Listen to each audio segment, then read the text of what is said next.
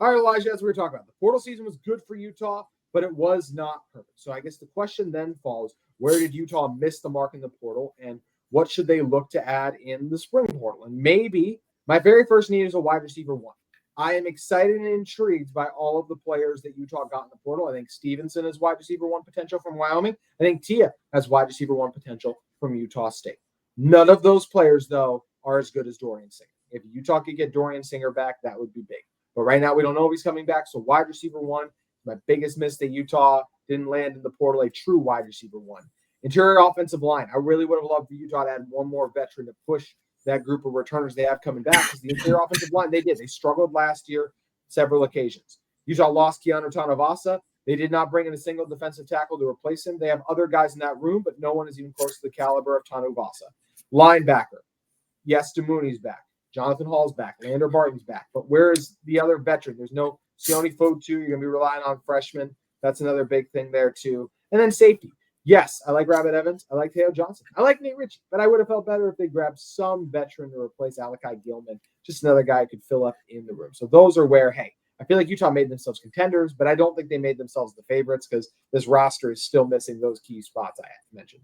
Yeah, and I'm not going to blame them too much on the defensive tackle spot right now, because obviously the Tanuvasa thing was, so impromptu, and it kind of took everyone by surprise. But I, sorry, but I think that that should be the number one priority in the next transfer window. Just get another big guy in there to kind of fill fill the spot that Tanavasa has left. Obviously, Utah's defense is one of the or Utah's defensive staff, sorry, is one of the best in the nation at developing and cultivating that talent and growing two stars into NFL prospect. Devin Lloyd is the prime example of that. I also think that linebacker, and I said this on an earlier show that I was on, but I think that's always been one of the weak spots of Utah's defense. Obviously, quarterback and safety are usually the strong points, because their development at that position specifically.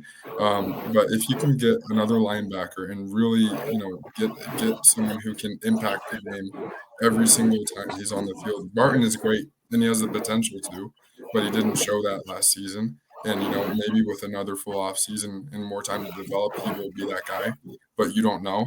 And so getting another guy that is similar to Barton in terms of talent, but has proven it more and like more consistency, I think that's key for Utah. And I think those are the two biggest needs for them in the next transfer.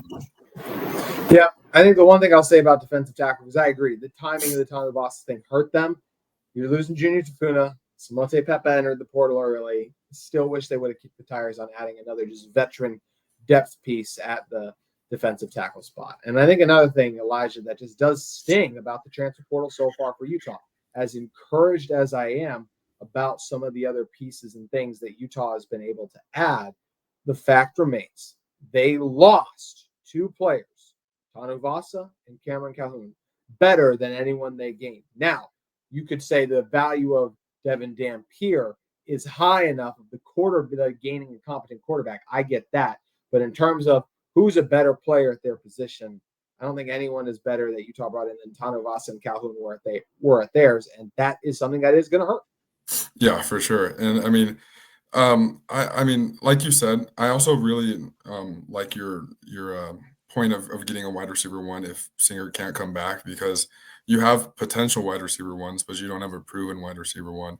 And I think that is one thing that is crucial for Dampier, and his need to kind of have that go-to target every time. And that could also be Landon Thomas. I mean, he clearly Kyle Whittingham loves to target tight ends and use like two tight end sets, and so Landon Thomas could be Landon King. Or sorry, Landon King. Yeah, I don't know. You said it a couple of times now. I was like, "Who is Landon?" I was trying to remember, like, if there's some Landon Thomas, or where is that from? Yeah, Landon King.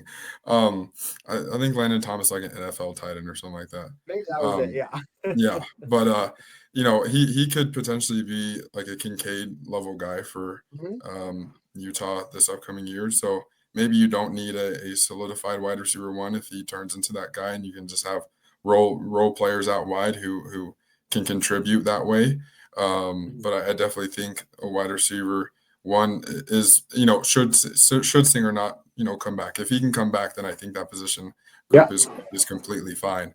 But and again, just on defense, I do agree that losing, especially Peppa, in hindsight is kind of a hard thing to swallow because of the Tanavasa move.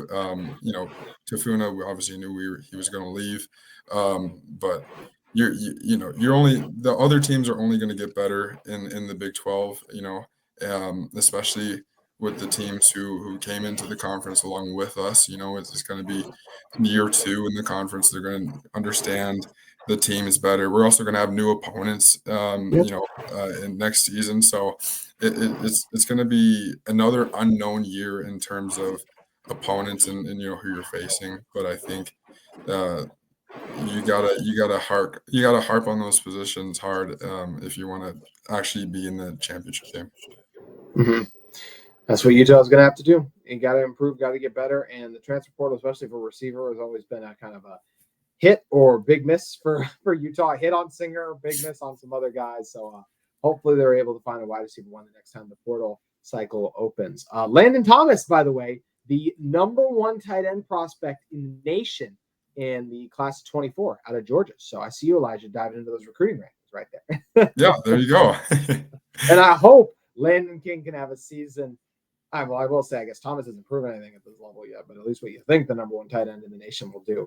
Although we saw how much of a struggle it was for Florida State last year. I argued on my show earlier this year that Florida State was the most disappointing team in college football. Utah was like second or third to me, but like Florida State, everyone had them picked to win the ACC. I saw for the most part still, and for them to not even be close was a disaster.